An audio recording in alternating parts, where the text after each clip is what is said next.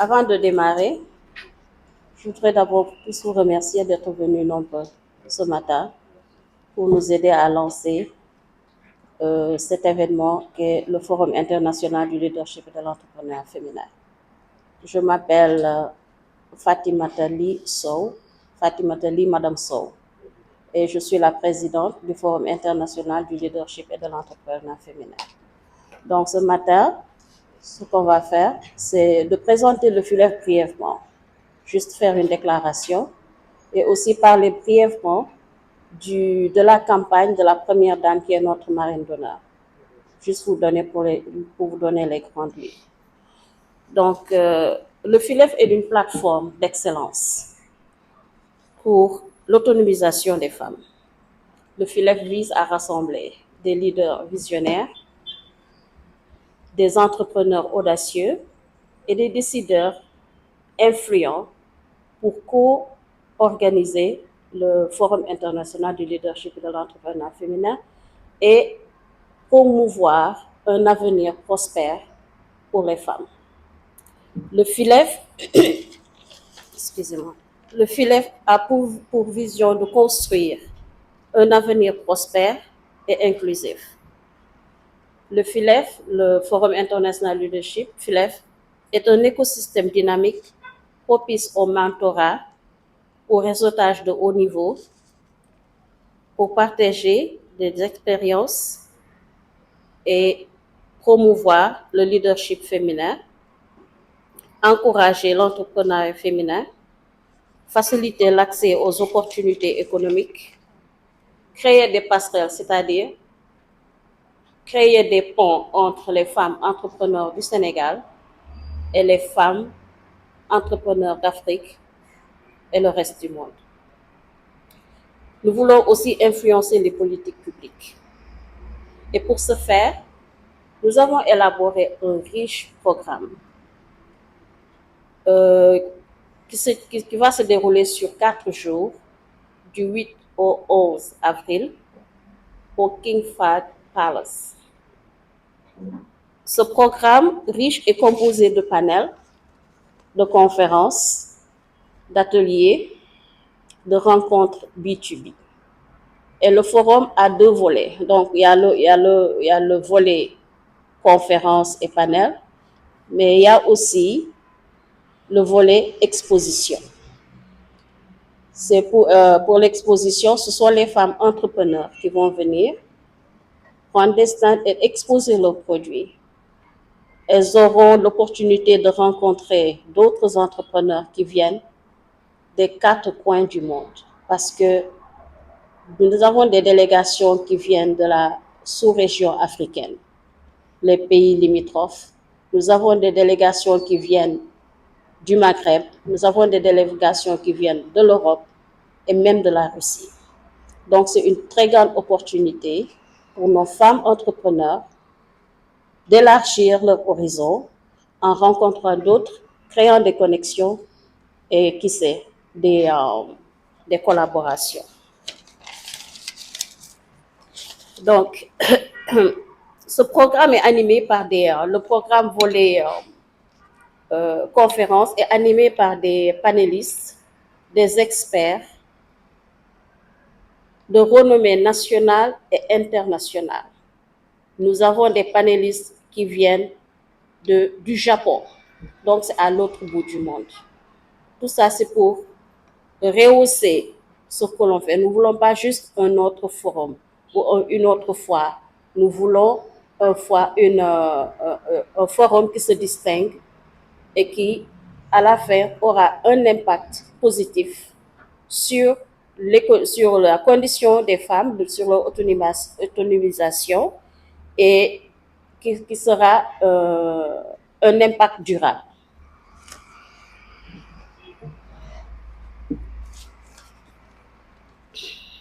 Et tout ce programme va se dérouler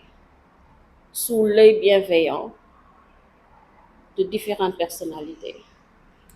Nous avons comme marraine d'honneur qui sera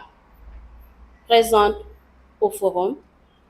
la première dame du Sénégal, Madame Marie Coll Faye. C'est elle la marraine d'honneur. Nous aurons aussi le plaisir d'avoir au forum notre ministre du tutelle, Madame Maïmouna Dièye. Nous avons aussi le maire de Dakar, Monsieur Abbas Fall. Et nous avons des invités d'honneur qui seront là et qui viennent aussi des 4 coins du monde, de la région, de la sous-région de l'Afrique, du Maghreb, de l'Europe, du Japon et de la Russie. Notre marraine Marie Cohn Faye a dédié sa plateforme à une campagne appelée Building Resilience. C'est une campagne qui véhicule un message d'espoir. Bâtir une société capable de surmonter des crises, relever les défis, construire un avenir plus juste et plus durable, et qui se résume en ces 4 points. Éducation et formation des jeunes, solidarité sociale, promotion des valeurs d'intégrité et de respectabilité, et l'autonomisation des femmes qui rentrent en ligne directe avec les objectifs du FILEF.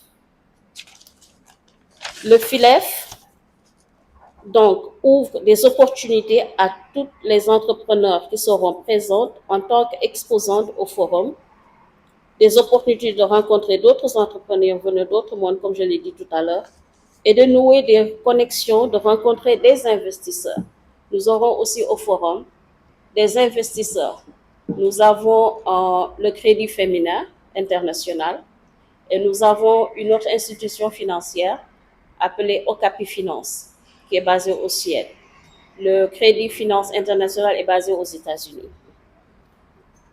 Donc, en quelque sorte, c'est ce qu'est le FILEF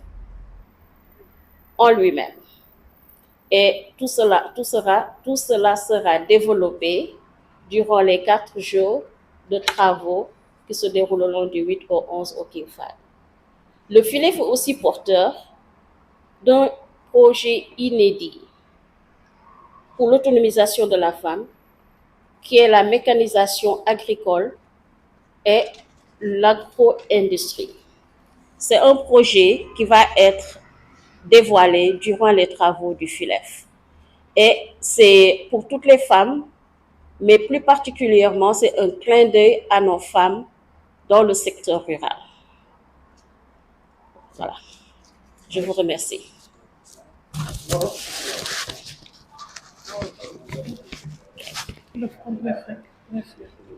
Donc, forum bi maa ngi leen di nuyu yéen ñëpp di leen ne jërëjëf li ngeen ñëw tey ci suba fii pour dimbale ñu lancer forum international du leadership et de l'entrepreneuriat féminin muy benn ndaje bu nga xamante ni dañuy toog di xalaat di seet naka la ñuy dajale suñu ay expérience pour dimbale suñu bopp ak suñu mbokku jigéen yi nga xamante ni ñu ngi liggéey suba ak ngoon ñu ngi am ay entreprise mais seen liggéey dafa metti te duñ ci génn noonu yëpp léegi ñun forum bi luy xalaatam mooy dimbale leen nu ñu améliorer seen ay entreprise mu gën a leen indil liñ ci seenu ñu mën ci génn loolu mooy xalaatu principal bi pour FILEF bi. Donc danañ fi nekk du 8 au 11 avril bu ci yàlla àndee fii King Fahd ñu am ay délégation yu jugee Maroc, Algérie, Tunisie, Mali, Guinée ak yeneen dëkk, Suède, Russie, ñëpp dañuy ñëw toog sottante xalaat seet naka la ñu mun a dimbalante suñu biir en tant que jigéen ñoom ñu indi seen expérience ñu séddoo ko ak ñun aussi lu ñu xam ak lu ñu am ñu séddoo ko ak ñoom ñu dajale xam-xam boobu yépp pour mu mun a dimbale suñu jigéen yi ku nekk ci sa dëkk respectif fekk fii lañ ko waxee fii lañ ko sumbooy loolu mooy xalaatu forum bi ci forum bi suñu première dame madame Marie Coll Faye mooy nekk marraine bi. gis dem nañu keroog seeti ko nee na d'accord na pour ñëw jàppale ñu ci li ñuy def te moom tamit dafa am benn organisation bu mu jiite mu tuddee ko benn mouvement la daal benn campagne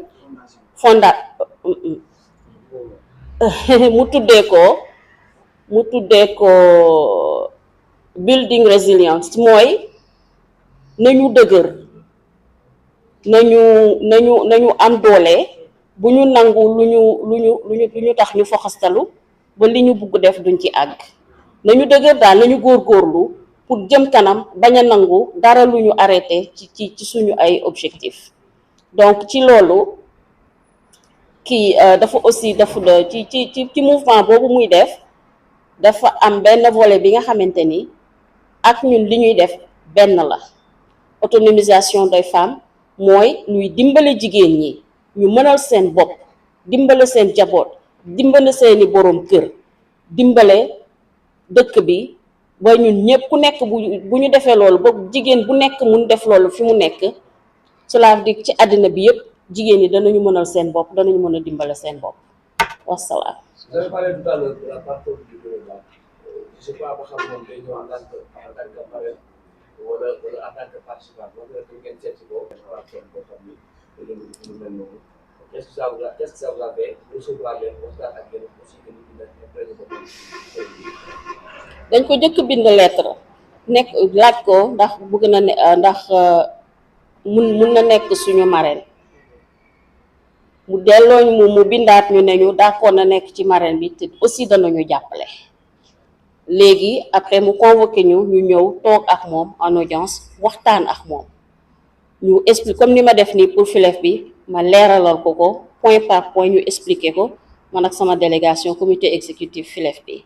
donc ñu expliqué ko mu ne li mu waxoon teel ci gën a dëgër parce que li muy def ak ñun li ñuy def benn la dimbale jigéen ñi dimbale xale yi dimbale famille yi léegi mu ne dina ñëw ci cérémonie d'inauguration bi dana ñëw teew fekkee dimbale ñu lancé FILEF bi toog visiter te dana jël parole dana wax li ma doon wax ci kiyam bi jabaru président yépp ci Afrique ñoo daje lancé benn campagne comme ni ñu def ni FILEF bi lancé campagne bu tudd building resilience mooy li ma doon wax léegi nii dañu war a dëgër dañu war a góorgóorlu dañu war a aller de l'avant moom ci loolu lañu ak li ñuy def loolu moo daje donc niñ ko choisir bi ñu koy choisir sax xëy na xamuñu woon ne mi ngi liggéey ci loolu mais comme mooy suñu première daal te mbiru jigéen la ñu dem ci moom bi ñu demee ci ñoom bi ñu xamee ne dafa am mouvement building resilience boobu ñu ne ko liñ la choisir dafa sax gën a dëgër dafa gën a tomber parce que li ñuy def ak benn volet ci li ngay def benn la te volet yëpp en fait benn la parce que boo dimbalee ay xale yaay yi nga dimbale papa yi nga dimbale boo dimbalee néew doole dëkk bi nga dimbale ainsi de suite donc loolu la j'espère que est-ce que fraude bi ça peut intéresser les petites et moyennes entreprises yi nga xam ne actuellement ñoo gis peut-être ñu ouvrier ci secteur digital bi on peut parler des jeunes femmes braves comme les Mame Ndiaye Savon les mamans vulgaires est-ce que ces femmes peuvent être visées à cette fraude là particulièrement Mame Ndiaye Savon ngay ne wax wala des petites et moyennes entreprises mais c'est fait pour eux c'est fait pour elles c'est secteur ñoom secteur formel lañu mun nañu leen gën a dimbale ñu ci seen ay financement nu ñu gën a taxawalee seen liggéey par exemple man gestion laa jàng États-Unis MBA laa am loolu mooy sama liggéey loolu moo ma gën a motiver pour ma dimbale parce que bi ma nekkee foofu liggéey naa li ma fa doon liggéey bi ma ñibbisee dama ne woon dama ñëw rek toog noppalu rapproché wu sama famille mais bi ma gisee jigéen ñi ni ñuy sonne ak ni ñuy liggéey yenn image yi ma ne expérience bi ma am pourquoi pas ma séddoo ko ak sama mbokk jigéen yi nekk fii compassion boobu moo ma yóbbu ci lii ça fait 1 an et demi ñu ngi liggéey ci projet bi di ñaan yàlla ñu àgg ci ak jàmm ak salaam très bientôt vraiment li ñu bëgg mooy parce que forum yu bare dina am foire yu bare dina am mais bii dañu bëgg quelque chose de différent dañu bëgg suñu defee forum bi ba pare jour bi ñu pare ku nekk dina sentir ne y a quelque chose de différent qui s'est passé ku nekk dina xalaat ne forum bi bokkul ak yeneen forum parce que dañu bëgg mu am impact durable chaque année ñu ñëwaat seet lu ñu bàyyi woon fu mu toll te balaa boobu ci biir année bi dañuy continuer parce que accompagnement continu lay doon jigéen ñi képp ku ci am projet wala sa entreprise nga bëgg ko financer nga am dossier bu dëgër nga indi suñu institution financière yi ñu indi dañuy toog waxtaan ak yow seet nuñ lay jàppale bu ko defee te tous les 3 mois tous les 6 mois dañuy ñëw seet foo toll laaj la loo soxla fan nga bëgg ndimbal loolu mooy accompagnement te loolu la ñu bëgg def loolu la ñu fas yéene def bu ci yàlla àndee. Est-ce que les institutions financières étatiques impliqué nañu ci forum bi est-ce que dugal nañu seen ay loxo je veux parler peut-être institution bu mel ni DER wala yu mel ni FONGIP. Est-ce que ñoo leen accompagner forum bi yéen bind nañ leen ñu ngi xaar ñu tontu ñu mais xam naa bu ñu tontoo incha allah dinañ ci dugal sa parce que ku ñu exposer projet bi dugal nga ci sa loxo mais dafa kii bi dernière minute yi dafa tombé ak journée de la femme bi c'est toujours sur les femmes dañu jàppoon torop léegi mi ngi commencé décanté wu ñu ñuy woo ñu am ay rendez-vous ku ci nekk danañu dem toog waxtaan ak yow incha allah. C'est la première édition du FILEF au Sénégal.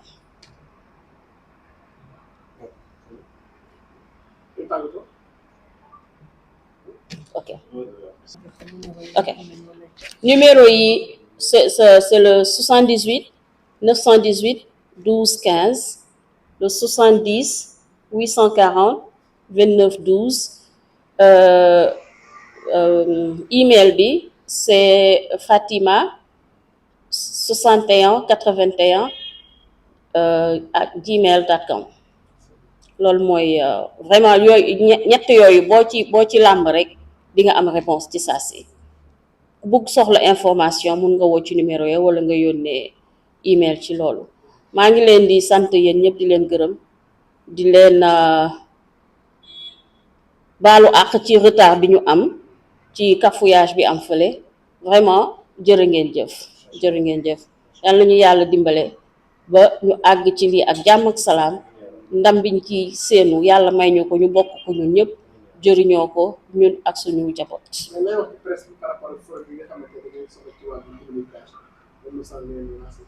message bi mooy jàppale leen ñu tasal leen ñu suñu projet bi ñu am ci dëkk bi ba jigéen bu nekk foo munti nekk nga dégg ci nga jot ci nga ñëw bokk ci parce que suñu njëriñ la seen njëriñ la suñu njëriñ la ñun ñëpp ñu leen di ñaan ngeen ñaanal ñu te ngeen jàppale ñu ci li ñuy def jërë ngeen jëf.